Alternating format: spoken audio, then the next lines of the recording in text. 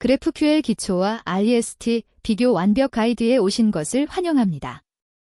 이 강의에서는 GraphQL의 핵심 개념부터 REST API와의 차이점까지 초급 개발자가 알아야 할 모든 것을 다룹니다. 퀴즈 10개도 포함되어 있으니 학습 내용을 점검해보세요. 이번 강의에서는 총 6가지 주제를 다룹니다. GraphQL이 무엇인지, 퀴리와 뮤테이션의 개념, 스키머와 타입 정의 방법, REST와의 비교, 오버패칭과 언더패칭 해결 방법, 그리고 GraphQL을 언제 사용해야 하는지 판단하는 기준을 배우게 됩니다. 먼저 GraphQL이란 무엇인지 알아보겠습니다. GraphQL은 API를 위한 쿼리 언어이자 런타임입니다. 가장 큰 특징은 클라이언트가 필요한 데이터를 정확히 요청할 수 있다는 점입니다. 단일 엔드포인트로 모든 데이터를 요청하고 클라이언트가 데이터 구조를 결정하며 강력한 타입 시스템을 갖추고 있습니다.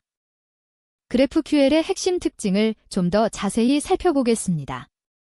GraphQL은 하나의 엔드포인트만 사용합니다. REST API처럼 여러 엔드포인트가 아닌 단일 엔드포인트인 /graph만 사용합니다. 클라이언트가 필요한 데이터를 선언적으로 요청하며 실시간으로 타입을 검증합니다. GraphQL 쿼리의 기본 구조를 코드로 살펴보겠습니다. 퀴리 get라는 이름으로 쿼리를 시작합니다. 유저 필드의 ID 인자로 이를 전달하고 네임과 이메일 필드를 요청합니다. 그리고 포스트 필드 안에서 타이틀과 컨텐트를 요청합니다. 이렇게 한 번의 요청으로 사용자 정보와 게시글을 함께 가져올 수 있습니다. 중첩된 구조로 관련된 데이터를 한 번에 요청하는 것이 GraphQL의 강력한 장점입니다. 이제 퀴리와 뮤테이션 개념에 대해 알아보겠습니다. GraphQL에는 두 가지 주요 작업 타입이 있습니다. 퀴리는 데이터 조회를 담당하며 명등성을 보장합니다. 뮤테이션은 데이터 쓰기, 수정, 삭제를 담당합니다. 이렇게 구분함으로써 어떤 작업이 데이터를 변경하는지 명확하게 표현할 수 있습니다.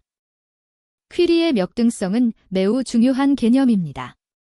퀴리는 여러 번 실행해도 결과가 동일합니다.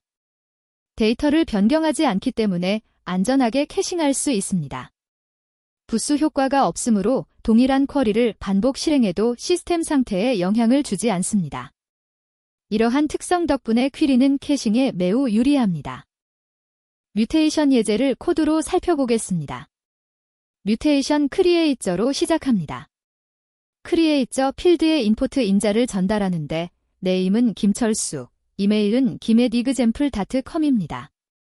그리고 결과로 ID, 네임, 이메일, created를 받아옵니다. 뮤테이션을 실행하면 새로운 사용자가 생성되고 생성된 사용자의 정보를 즉시 받아올 수 있습니다. 이렇게 뮤테이션은 데이터 변경과 결과 조회를 한 번에 처리합니다. 스키머와 타입 정의에 대해 알아보겠습니다. GraphQL 스키마는 API에서 사용 가능한 모든 타입과 작업을 정의합니다. 이는 클라이언트와 서버 간의 계약서 역할을 합니다. 명확한 타입 정의를 통해 자동 문서화가 가능하고 개발 도구의 지원을 받을 수 있습니다. 타입 시스템의 장점은 무엇일까요? 강력한 타입 시스템으로 잘못된 쿼리를 실행 전에 검증할 수 있습니다. 개발 시 자동 완성 기능도 제공되어 생산성이 향상됩니다. 스키마가 명확한 API 명세 역할을 하므로 문서를 별도로 작성할 필요가 줄어듭니다. GraphQL 스키머 정의 예제를 살펴보겠습니다. 타입 유저는 ID, 네임, 이메일 필드를 가지며 포스트 필드는 포스트 배열입니다. 느낌표는 필수 필드를 의미합니다. 타입 포스트는 ID, 타이틀, 컨텐트 필드와 오서 필드를 가지는데 오서는 유저 타입입니다. 이렇게 스키마에서 유저와 포스트 타입의 관계를 정의하면 클라이언트는 이 관계를 이용해 필요한 데이터를 정확히 요청할 수 있습니다. REST와 GraphQL을 비교해 보겠습니다. REST는 여러 엔드포인트로 리소스를 나누지만 GraphQL은 단일 엔드포인트로 모든 요청을 처리합니다. REST는 리소스별로 /users, /posts 같은 엔드포인트를 사용하지만 GraphQL은 /graph 하나만 사용합니다. 요청 방식도 크게 다릅니다. REST API의 한계를 살펴보겠습니다. REST에서 관련된 데이터를 가져오려면 여러 번 요청해야 합니다. 예를 들어 사용자와 게시글을 가져오려면 /users/1과 /users/1/posts 각각 요청해야 합니다. 여러 번의 네트워크 요청이 필요하고 응답 구조가 고정되어 있으며 오버패칭 문제가 발생할 수 있습니다. REST와 GraphQL의 요청 방식을 코드로 비교해 보겠습니다. REST API는 /users/1에 한 번, /users/1/posts에 또 한 번, 총 2번 요청해야 합니다. 반면 GraphQL은 /graph endpoint에 포스트 요청 한 번으로 해결됩니다. 바디에 퀴리를 담아 보내는데 유저의 네임과 포스트의 타이틀을 함께 요청합니다. REST는 2번 요청해야 하지만 GraphQL은 한 번으로 모든 데이터를 가져올 수 있습니다. 오버패칭 문제에 대해 알아보겠습니다. 오버패칭은 필요 이상의 데이터를 받아오는 것입니다. REST에서 사용자 이름만 필요해도 모든 필드를 받게 됩니다. 이는 불필요한 데이터 전송으로 네트워크를 낭비하며 특히 모바일 환경에서 문제가 됩니다. 언더패칭 문제도 심각합니다. 언더패칭은 필요한 데이터를 한 번에 받지 못하는 것입니다. 추가 요청이 필요해 네트워크 왕복이 증가하고 성능이 저하됩니다. 여러 번의 요청으로 인해 전체 응답 시간이 길어집니다. GraphQL은 이 두 문제를 어떻게 해결할까요? GraphQL은 클라이언트가 필요한 필드만 정확히 요청할 수 있어 오버패칭과 언더패칭을 모두 해결합니다. 정확한 데이터 요청이 가능하고 단일 요청으로 충분하며 네트워크 효율성이 크게 향상됩니다. 모바일 앱에서의 이점을 살펴보겠습니다. 모바일 환경에서는 네트워크 대역폭이 제한적입니다. GraphQL은 필요한 데이터만 가져와 트래픽을 절약합니다. 데이터 전송량이 최소화되어 배터리도 절약되고 화면 로딩 속도도 빨라집니다. 이는 사용자 경험 향상으로 이어집니다. GraphQL을 언제 사용해야 할까요? 복잡한 데이터 요구 사항이 있고 화면마다 다른 데이터 조합이 필요한 경우 GraphQL이 유리합니다. 복잡한 대시보드, 모바일 앱, 여러 마이크로 서비스를 통합하는 경우에 특히 적합합니다. 반대로 REST API가 더 나은 경우도 있습니다. 단순한 CRUD 작업, 파일 업로드, HTTP 캐싱이 중요한 경우에는 REST API가 더 적합할 수 있습니다. 간단한 리소스 관리나 표준 HTTP 캐싱을 활용하고 싶을 때, 파일 업로드가 주요 기능일 때는 REST를 고려해보세요. 협업 측면의 이점도 살펴보겠습니다. GraphQL 스키마는 프론트엔드와 백엔드 간의 명확한 계약 역할을 합니다. 새로운 필드 조합이 필요해도 스키마에 이미 정의되어 있다면 백엔드 수정이 불필요합니다. 독립적인 개발이 가능하고 명확한 API 계약으로 빠른 반복 개발이 가능합니다. GraphQL과 SQL의 차이를 명확히 해야 합니다. GraphQL은 API 통신을 위한 쿼리 언어이고 SQL은 데이터베이스 쿼리 언어입니다. GraphQL은 API 계층에서 동작하고 SQL은 데이터베이스 계층에서 동작합니다. 용도가 완전히 다르므로 혼동하지 않도록 주의하세요. GraphQL이 포스트 방식을 사용하는 이유는 무엇일까요? GraphQL 쿼리는 복잡해질 수 있어 GT 요청의 URL끼리 제한을 초과할 수 있습니다. 따라서 포스트 본문에 쿼리를 담습니다. 복잡한 쿼리를 지원하고 URL 길이 제한 없이 요청 본문을 활용할 수 있습니다. GraphQL을 시작하는 방법을 알아보겠습니다. 서버는 어팔로 서버나 GraphQL 요거 같은 라이브러리를 사용하세요. 클라이언트는 어팔로 클라이언트가 가장 많이 사용됩니다. GraphQL 플레이그라운드를 통해 쿼리를 테스트하고 스키마를 탐색할 수 있습니다. 지금 바로 GraphQL을 시작해보세요. 첫 번째 퀴즈입니다. GraphQL에서 모든 요청이 포스트 방식을 사용하는 주된 이유는 무엇인가요? 1번, 보안상의 이유로 GT 요청이 금지되어 있기 때문에. 2번, GT 요청은 쿼리 문자열끼리 제한이 있기 때문에. 3번, 포스트 방식이 캐싱에 더 유리하기 때문에. 4번, REST API와의 호환성을 위해 포스트만 지원하기 때문에. 잠시 생각해보세요. 정답은 2번입니다. GET 요청은 쿼리 문자열 길이 제한이 있기 때문입니다. GraphQL 쿼리는 복잡한 중첩 구조를 가질 수 있어서 문자열이 매우 길어질 수 있습니다.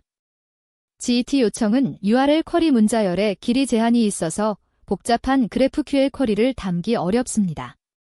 따라서 요청 본문에 쿼리를 담을 수 있는 포스트 방식을 사용합니다. 2번째 퀴즈입니다. GraphQL의 핵심 특징으로 올바르지 않은 것은? 한 번, 클라이언트가 데이터 구조를 결정한다. 2번, 여러 개의 리소스별 엔드포인트를 사용한다. 3번, 강력한 타입 시스템을 갖추고 있다. 4번, 하나의 엔드포인트만 사용한다. 어떤 것이 틀렸을까요? 정답은 2번입니다. 여러 개의 리소스별 엔드포인트를 사용한다는 설명이 틀렸습니다. GraphQL의 핵심 특징 중 하나는 단일 엔드포인트만 사용한다는 것입니다.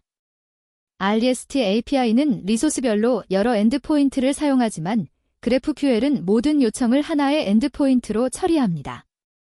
나머지 선택지들은 모두 GraphQL의 실제 특징입니다. 3번째 퀴즈입니다. GraphQL에서 퀴리와 뮤테이션을 구분하는 근본적인 이유는 무엇인가요? 한 번, 퀴리는 서버 부하가 적고 뮤테이션은 서버 부하가 크기 때문에. 2번, 퀴리는 여러 번 실행해도 결과가 같지만 뮤테이션은 실행할 때마다 데이터가 변경되기 때문에. 3번, 퀴리는 인증이 필요 없고 뮤테이션은 인증이 필요하기 때문에. 4번, 퀴리는 단일 필드만 요청하고 뮤테이션은 여러 필드를 요청할 수 있기 때문에. 정답은 2번입니다. 퀴리는 여러 번 실행해도 결과가 같지만 뮤테이션은 실행할 때마다 데이터가 변경되기 때문입니다. 퀴리와 뮤테이션의 구분은 역등성 개념과 관련이 있습니다. 퀴리는 데이터를 읽기만 하므로 여러 번 실행해도 결과가 동일하고 데이터에 영향을 주지 않습니다. 반면 뮤테이션은 데이터를 생성, 수정, 삭제함으로 실행할 때마다 시스템 상태가 변경됩니다. 4번째 퀴즈입니다. REST API에서 사용자 정보와 그 사용자의 게시글을 모두 가져오려면 어떻게 해야 하나요? 한 번, /users/1에 한 번만 요청하면 게시글도 함께 온다. 2번, /users/1/posts/에 한 번만 요청하면 사용자 정보도 함께 온다. 3번, /users/1과 /users/1/posts/에 각각 요청해야 한다. 4번, /graph 엔드포인트에 쿼리를 보내야 한다. 정답은 3번입니다. /users/1과 /users/1/posts/에 각각 요청해야 합니다. REST API의 특성상 각 리소스는 별도의 엔드포인트를 가집니다. 따라서 사용자 정보를 가져오려면 /users/1을, 해당 사용자의 게시글을 가져오려면 /users/1/post를 별도로 호출해야 합니다. 이는 REST API의 한계점 중 하나입니다. 5번째 퀴즈입니다. 다음 GraphQL 쿼리에서 겟저의 역할과 특성에 대한 설명으로 올바른 것은? 퀴리 겟저 중괄호 유저 아이디 1 중괄호 네임 이메일 중괄호 중괄호. 한 번, 필수 요소로 서버에서 이 이름으로 쿼리를 라우팅한다. 2번, 선택 요소로 생략 가능하지만 디버깅 시 유용하다. 3번, 필수 요소로 캐싱 키로 사용된다. 4번, 선택 요소로 클라이언트 측 상태 관리에만 사용된다. 정답은 2번입니다. 선택 요소로 생략 가능하지만 디버깅 시 유용합니다. 쿼리 이름은 선택사항입니다. 생략해도 쿼리는 정상적으로 작동합니다. 하지만 디버깅할 때 어떤 쿼리가 실행되었는지 추적하기 쉽고 로깅이나 모니터링 도구에서 쿼리를 식별하는 데 매우 유용하므로 항상 붙이는 습관을 들이는 것이 권장됩니다.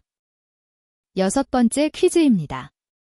모바일 앱 개발에서 GraphQL이 REST API보다 유리한 상황을 가장 정확하게 설명한 것은?